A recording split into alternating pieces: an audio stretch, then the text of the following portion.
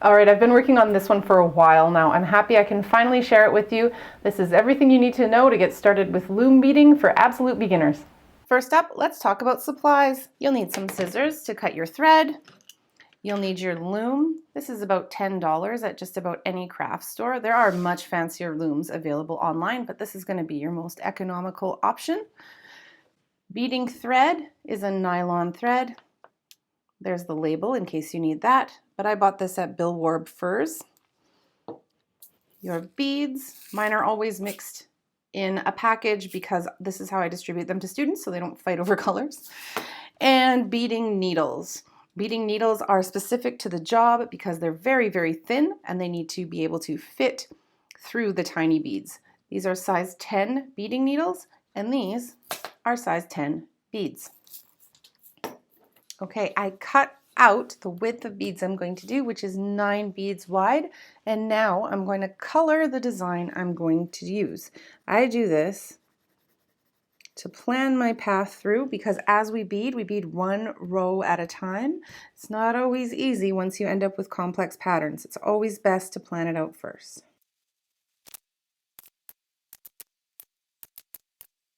Okay, so because I've got a repeating pattern, I'm not going to keep going. This is enough to tell me what I need to do. Now I need to thread my loom. We're going to need to know how long of a project we're making. You will obviously need a longer strand of thread for a lanyard than a bracelet. Once we know how long we want to make it, we need one more length of thread than we're going to have width of beads. I'm going to say that again. We need one more thread, then we're going to have width of beads. Let me explain that one more other way. This pattern here is 9 beads wide. Therefore, I need 10 warp threads across my loom so that every bead has a thread on each side of it.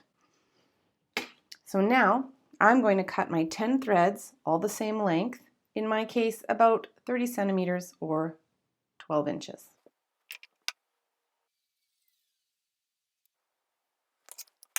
So now I've got my 10 strands of thread and I'm going to knot them at one end.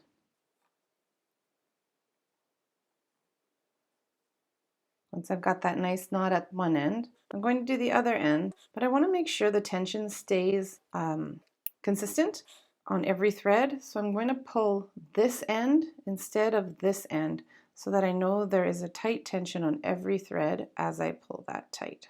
And there it is, knotted at both ends. Now I can split these in half, 5 threads to a side, and loop over my loom.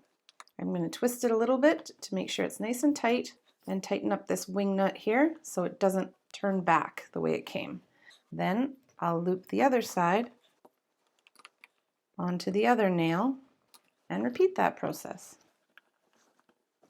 Finally, I want to make sure these are nice and tidy, so I'm going to ensure they run perfectly parallel to one another.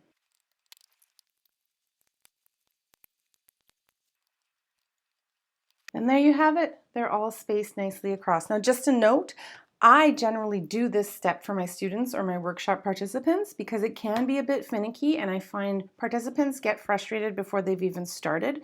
So instead, I set the looms up for them, and then once they've completed their beadwork and they see how fun and easy it is, then I show them how to set up their next loom. So it's about getting their investment early. I have my loom threaded here. I now need a length of beading thread about 50 centimeters or 3 feet-ish. And I need my size 10 beading needle.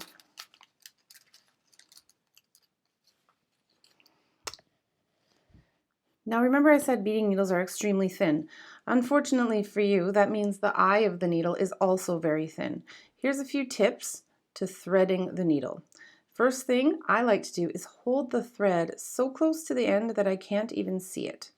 That way, I can wiggle the eye of the needle onto the thread instead of trying to stab the thread through the needle, which never works very well. Then, if you're having issues still and the thread just does not want to go in, try turning the needle to the other side because eyes of needles are drilled and sometimes there's invisible barbs preventing your needle from being threaded.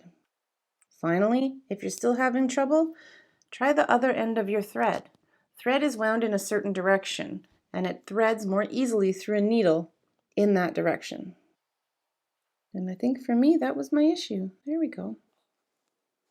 Unlike other types of beading, we're not going to tie a knot at the end of this thread.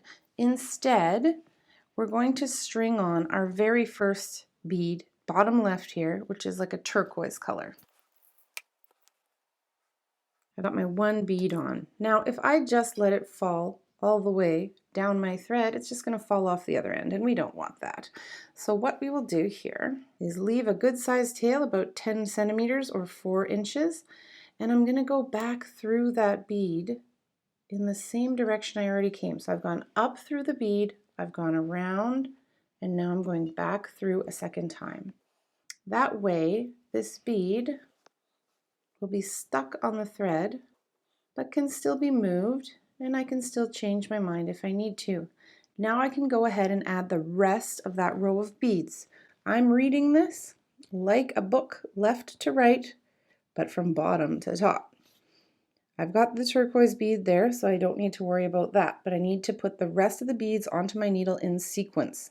So that means 3 white beads, 1 green, 3 white, and 1 more turquoise, and they're all going to come to rest on that first bead.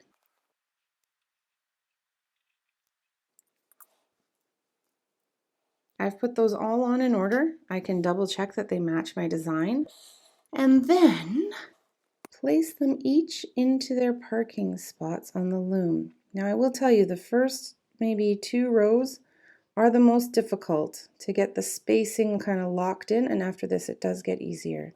So don't lose faith if you have to play with these a little bit to get them into their parking spots. All right, there we go. Now let's take a moment to realize these beads now have a thread running through them that is running underneath the warp threads, right? Because we placed the beads up from the bottom so that the thread running through them is running underneath these warp threads. To secure these beads in place, I want to put a thread that runs over top of them through the middle of them. So I'm pushing them up pretty aggressively from the bottom while I run my needle back through the middles of all of them, trying to make sure my needle is on top of those warp threads. So now each bead has a thread running through it, above it, and below it. And that is it for the first row. You can see how we're going to get our tension correct here once we get a couple of rows in. Then I'm going to read up the next row. Turquoise, white, white, purple, pink, purple, white, white, turquoise. So I need to start at this side and add the beads in that order onto my needle.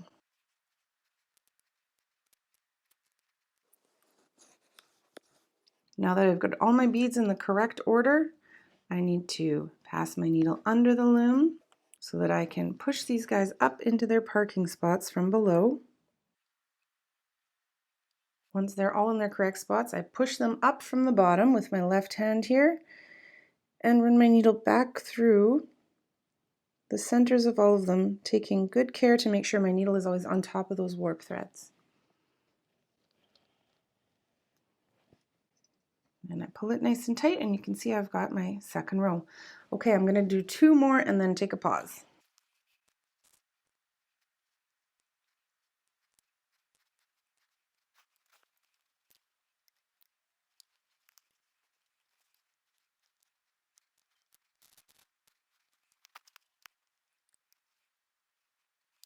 We're just going to continue doing this, repeating my pattern over and over until it's the length that I want. Easy, right? All right, it's all fun and games until you start to run out of thread, right? What do we do when we start running out of thread, Miss Chambers? Don't worry, I got you. We're going to start going backwards. Now notice I'm not waiting until I have almost 0 thread left. I've got a good probably 6 or 8 inches left here. I'm going to start backtracking to bury this thread. I don't really want to go through all my beads on every single row, but I want to make sure that when I jump a row down or up, I'm directly vertical from where I was. I'm going to continue going down any old pattern to bury this thread, and it's just friction that will keep it in place. When I'm satisfied I've done enough and it's not going to fall out, I can cut it off, and then I'm going to re-thread my needle with a new piece of thread. Starting a few rows down, I will just use friction to keep this in place. I'm leaving a little tail for now, just so that I have a bit of a cushion and I'm not going to pull that all the way through. And I'm going to head back up to where I left off. Now I know I don't need this tail anymore, so I can snip that off. And I can continue beading as though nothing happened.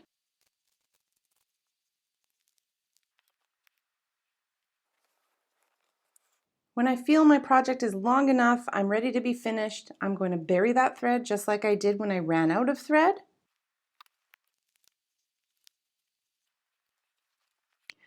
I'm going to show you two ways of finishing this. The first one is a little bit simpler. It's going to end our beadwork just abruptly, like straight across as it is. And the second way is this way, which I've already done so that you can see it, but I'm going to show you that second. First, let's just get down the general idea of how to get this side going. So this is my very, very original little tail from my very first bead. I put my needle on that thread, and I'm going to bury this thread just like we've gotten so good at doing. Once again, you don't really need to or really want to go through every single bead of every single row. It doesn't help you because later we're going to be threading even more threads through your beads, and it gets kind of crowded in the middle of the beads if you choose to do it that way. Okay, that's fairly secure. I'm going to cut that off. Now that I have no threads anywhere coming off of here, it's safe to loosen these wing nuts and release the beadwork. In this case, I'm going to add a bracelet clasp. There are probably hundreds of ways you can finish the ends of your beadwork. I'm giving you two today. Okay, here's our lovely work. Don't worry about this sliding down here. We're going to make sure that's all secure in just a second. If you recall, when we first started, we tied a knot in all our threads. My knot is still there, but now I'm going to cut it off. Leaving nice long threads. Long threads are good. If you cut them off here, oof, that is a bad day. I'm going to start on the outside-most thread and separate it from the bunch. Then I'll take my needle and put it on that thread. And if you guessed what's coming next, you're probably right. I'm going to bury this thread in all my beads, but I'm going to make sure the first place I go is in that bottommost row so that I stand a chance of really securing it to the rest of the beadwork so it doesn't slide down like it so desperately wants to do. Now I'm going to work my way backwards up the row here until I've got enough friction to secure it, and then I'll just cut it off. Okay, that's enough of that. I'm going to cut that off. Next, I'm going to repeat that on the other end. I'm going to separate out the outermost thread, thread that onto my needle, and then making sure my first row is included in my plan, I'm going to bury this thread in my bracelet and then cut off the excess. Okay, I'm happy with that. That's two down. I'm going to continue doing that from the outside, working in until only my two middle threads are left. Those are the ones I'm going to use to attach the bracelet clasp.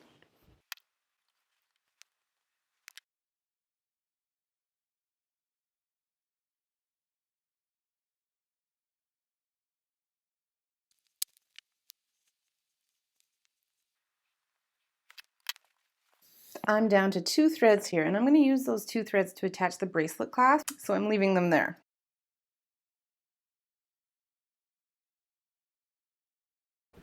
Alright, so let's say you've been weaving threads in for some time and you've noticed it's getting a bit crowded in here. It's a bit hard to pull your needle through once there's so many threads inside each bead. I want to give you a couple of techniques to get around that.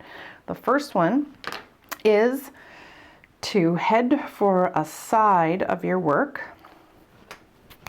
So I would hop over just like I'm always supposed to and head straight for a side of the work.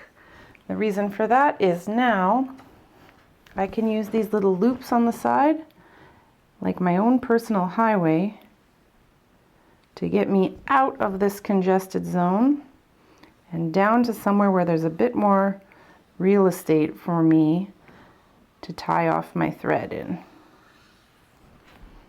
So that's one way to do it. The other way is also to find a vertical pathway down. I'll show you that one now.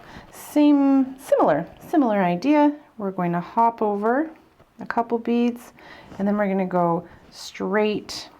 You know what, I'm just going to double back so we have a clearer route here. Straight down, making sure my thread goes between those vertical ones. And I can go as far as I need to find the real estate I need to then finish whatever I'm doing down here, finish weaving it out. So that way you don't have so much congestion here and you won't end up breaking your beads because you've put too many threads through the middle of them. In this case, I want to taper this down to a single bead. I'm going to do that by reducing my 9 beads down to 7 for the next row. Now that I've only got 7 beads, I need to come up before that last thread and then pass my needle through all of them. Now to set up for the next row, I go back through 3, forward through 2, and then I duck back beneath my work before that last bead. Now I'm going down to 5.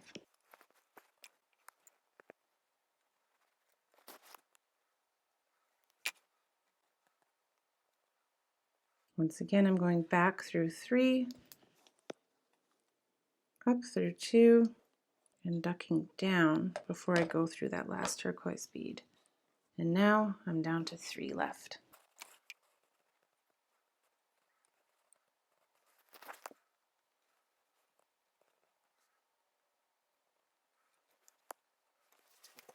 Now that I'm done tapering down to 3, I just need to bury this thread and then cut it off.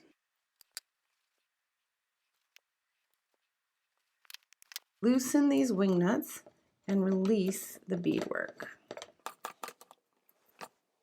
In this case, I'm going to add a bracelet clasp.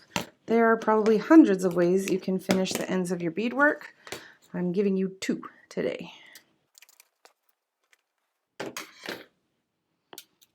Cutting off the knot and leaving the threads as long as possible, and then working from the outside to the inside, weaving those threads in exactly as I did on this end.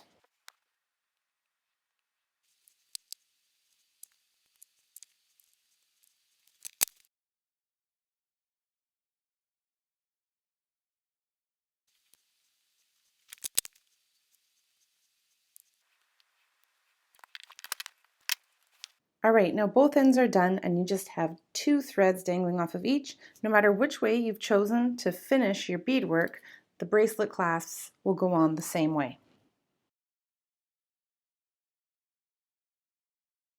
Okay, to put the clasp on, the very first thing I'm going to need to do is thread these 2 threads through my needle, both at the same time. So if you thought threading your needle with 1 thread was hard, you're about to level up.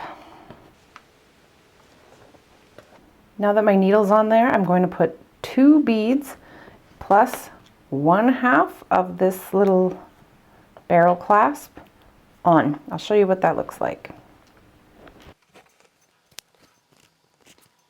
There's my 2 beads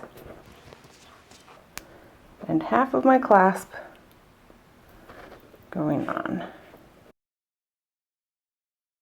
I'm going to send this needle back through the beads only.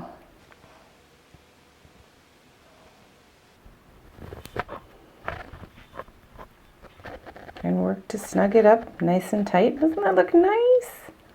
Then, either together or separately, depending how much room I still have to weave these beads in, I'm going to do exactly what I did with all the other loose threads and bury these threads in my work.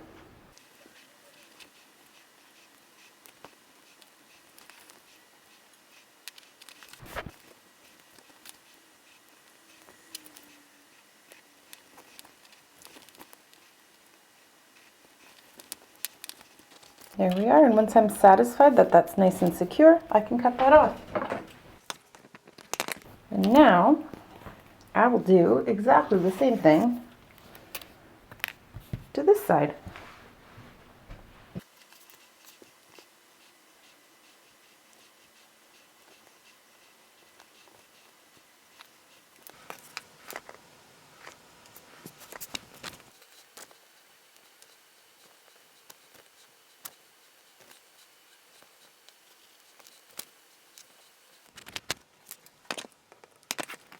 And there we have it. There's our lovely little bracelet, finished with clasps, 2 different ways. And it's all finished. Looks lovely and ready to wear. If you liked this video, please subscribe. I've got lots more coming.